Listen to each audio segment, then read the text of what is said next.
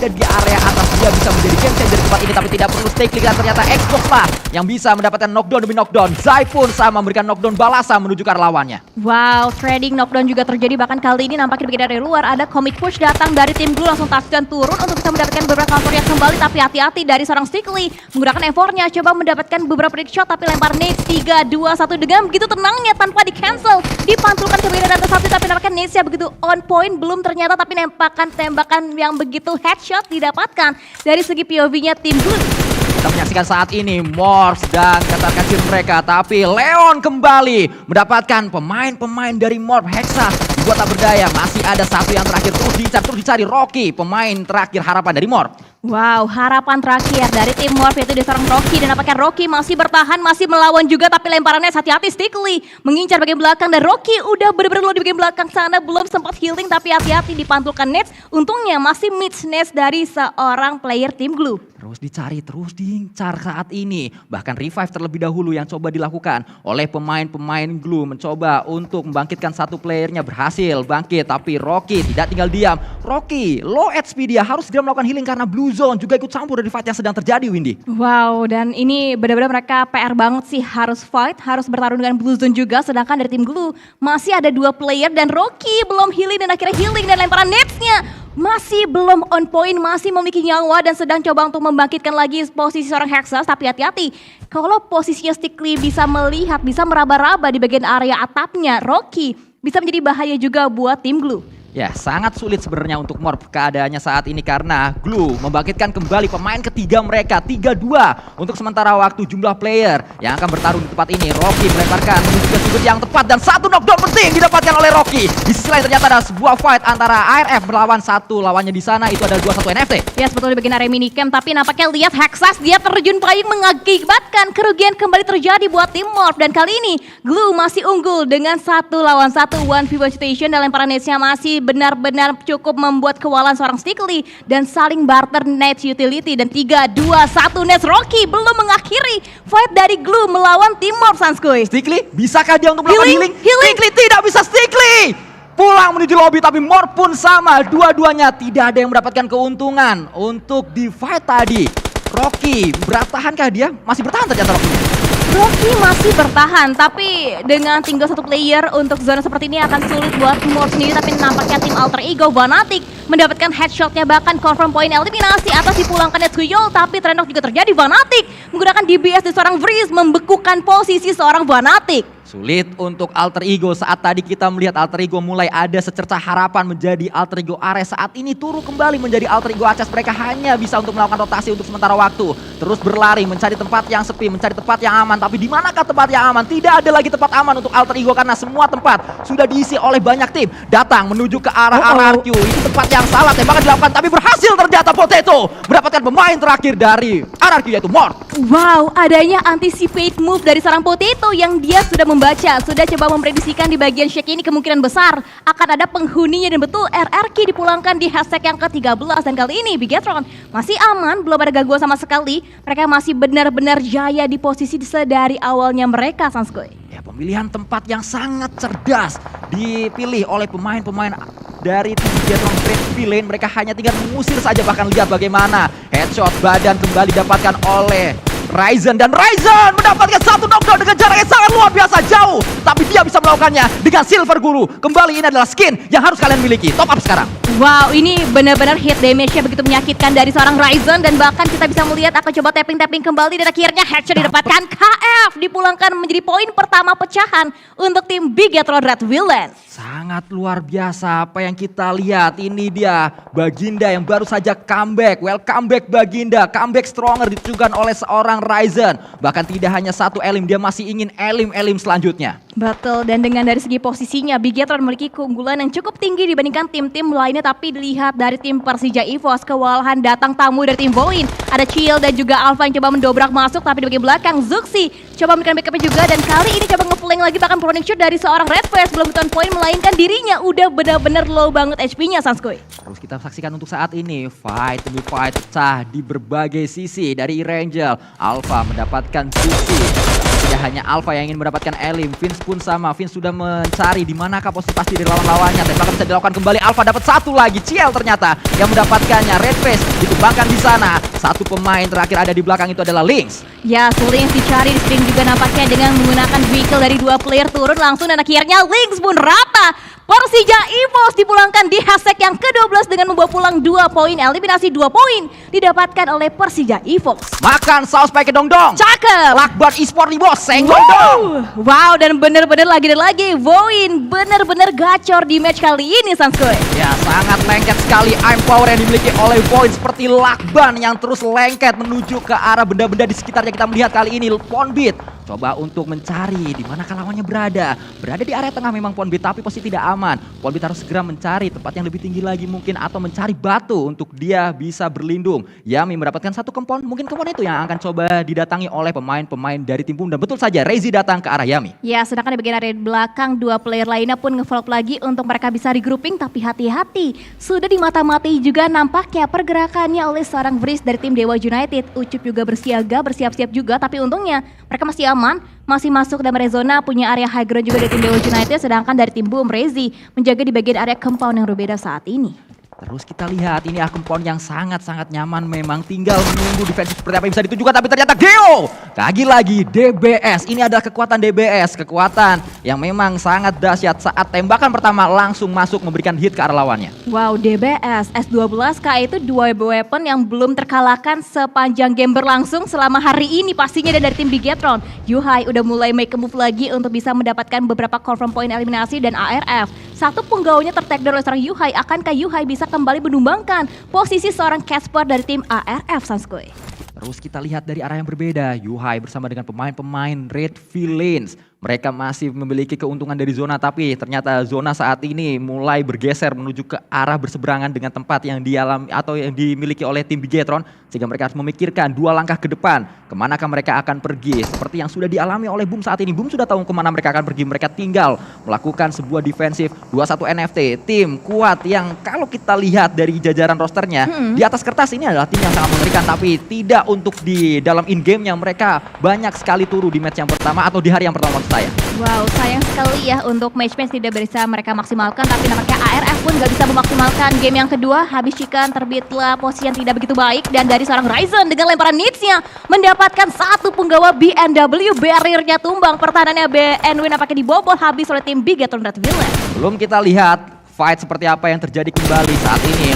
Melihat adanya satu pemain yang loncat di posisi yang tepat, gagal untuk di knockdown oleh seorang Nux tadi, tapi kembali Yuhai mendapatkan satu knockdown menuju ke arah lawannya tadi, Windy.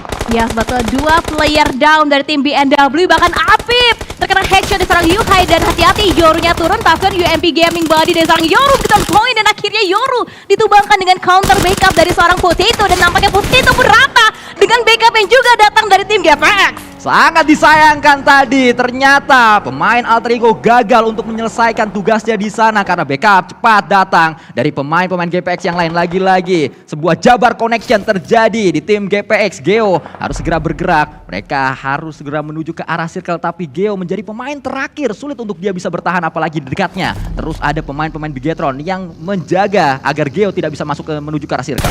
Wow, Geo hanya bisa sneaking in masuk bagian dari belakang dari defense tim Bigetron dan tapi terlihat ketahuan juga akhirnya Geo dipulangkan oleh seorang Yuhai dan Bigetron. Total 6 poin eliminasi sudah mereka koleksi, 4 dari seorang Yuhai, 2 dari seorang Ryzen. Duo pemain yang sangat-sangat luar biasa. Tadi sempat saya katakan kenapa Ryzen bertahan. Salah satunya karena ada Yuhai di Bigetron ini. Janji yang akan ditepati oleh Ryzen. Dia ingin membantu Yuhai untuk berprestasi di Indonesia. Dan itu yang sedang diupayakan. Itu yang sedang terlihat di match kali ini. Dan tidak perlu waktu yang lama, hasilnya sudah terlihat bahkan dari hari pertama kemarin Sanskoy untuk duo wombo dari Yuhai dan juga dari seorang Ryzen. Tapi dari bawahnya low groundnya Bigetron, kedatangan tamu juga datang dari tim GPX. Klien lemparan net, hati-hati bagian belakang Liquid saling bertukar utility 3-2-1 siapakah be on point, tapi nampaknya dari kedua lemparan net tersebut belum ada yang sampai menumbangkan lawannya. Bahkan damage pun belum ada yang masuk dari granat masing-masing player. Kita melihat Liquid berhasil menjaga jarak atas lemparan granat dari Cleon. Cleon pun sama, terus mencoba untuk memberikan damage tapi belum berhasil. Tembakan mungkin bisa dilakukan, tapi ternyata ada smoke yang coba dipop oleh Liquid tadi membuat dia berhasil untuk naik menuju ke arah puncak dari bukit. Wow, naik-naik ke puncak gunung nampaknya dari seorang Liquid. Di bagian area lainnya juga 3 player dari tim Bigetron RV juga coba untuk circling around lagi, mencari informasi, mencari posisi yang lebih aman lagi, mengingat tinggal 6 tim tersisa. Ada Boom, Void, BTR, GPX, Dewa dan juga 21 NFT. Terus kita saksikan saat ini tempat yang dipilih oleh Void tidak terlalu nyaman sehingga Void harus segera bergerak. Itu yang disadari oleh pemain-pemain Void, itu yang langsung menjadi keputusan mereka. Mereka akan bergerak, mereka dapat area tengah tapi itu tempat yang sangat terbuka. Void harus berhati-hati, harus benar-benar menjaga kendaraannya, mungkin disusun sedemikian rupa agar bisa dijadikan voting. Betul-betul, karena itu memang benar-benar areanya open banget, apalagi juga baru hanya ada satu player tim Void yang mengamankan di area bagian sisi center circle-nya. Dan kita lihat kembali untuk fight yang terjadi dari tim Bigetron. Masih memutar otaknya kembali untuk bisa mereka berotaksi, tapi nampaknya lemparan nades Bosku on point memulangkan tim Dewa United di hashtag yang ke-6 Sanskoy. Yuhai bahkan sudah memiliki MG3, senjata yang sangat berbahaya, apalagi dimiliki oleh seorang Yuhai, tapi Flipping mendapatkan satu knockdown. Tembakan dilakukan, rata sudah dipulangkan oleh Yuhai. Lagi-lagi saya sebutkan ini adalah MG3, senjata yang berbahaya. Wow, 7 poin eliminasi, 5-nya disumbangkan dari seorang Yuhai, bahkan Liquid masih bisa di-revive kembali dari tim Bigetron, masih bisa reset. Dan kali ini di bagian area bawahnya Bosku dan juga Cleon coba menaiki ke area bagian perbukitan, tapi hati-hati dihadang pergerakan yang mungkin nantinya oleh seorang Satar. Bahkan hanya proning yang coba dilakukan oleh Bosku, berharap tidak ketahuan. Tapi Bigetron punya high ground, itu adalah keuntungan pasti yang dimiliki oleh Bigetron dan itu yang sedang mereka manfaatkan. Mereka ingin menjaga high ground ini agar tidak dimiliki oleh tim lain. Seperti kata Sanskoy, rebahan adalah kunci untuk tim GPX. Sekalinya mereka bangkit, mungkin Satar bisa mendapatkan informasi. Dan kita bisa lihat kembali bagian area minicamnya ataupun minimapnya sendiri dari tim GPX. Mereka di bagian bibir, tapi pintarnya tim Bigetron diputari dan bahkan ada bait move yang benar-benar on point yang membuat tim Bigetron dan Villain menaklukkan 2 penggawa terakhir dari tim GPX, Sanskoy. Lihat bagaimana setup dari Bigetron, mereka sangat cair sekali, sangat fluid sekali, sangat dinamis sekali permainannya. Terus bergerak, terus mencari informasi, tidak takut untuk melakukan pergerakan karena yang bergerak tahu saat dia bergerak ada yang nge-backup. Ini yang dimiliki oleh Bigetron, ini yang harus mulai dilihat oleh tim-tim lain. Wow, ini benar-benar stand strong banget sih Bigetron untuk di game kita yang kedua. 3 tim tersisa dan 3-3-nya sama-sama prima. Ini fight yang benar-benar fair banget, 4 melawan 4 Sanskoy. Bahkan terus menuju ke arah satu pemain dari Bigetron sudah sangat low HP, tapi ternyata belum cukup untuk Alpha tadi menumbangkan pemain tersebut. Itu ada Liquid yang mulai terkikis HP-nya. Satar datang menjadi pemain terdepan untuk menuju ke arah circle, ternyata circle-nya menuju ke arah Boom. Menarik, dan sejauh ini dari Void masih aman. Mereka hanya tinggal menunggu fight dari tim Bigetron akan kelar dengan tim Boom dan lemparan nades datang dari seorang Yuhai dengan Lotosnya ke dalam area defensive compound, tapi lemparan nades-nya nampaknya masih belum kita on point mengincar salah satu player dari tim Boom Esports. Smoke demi smoke di pop up terlebih dahulu, nampaknya ini adalah strategi yang dipilih oleh Bigetron karena dia sadar datang dari high ground ini terbuka, Boom bisa melakukan tembakan dengan mudah sehingga ditutup dulu angle-nya supaya nggak bisa nembak, dan Bigetron perlahan akan masuk menuju ke arah compound dari Boom.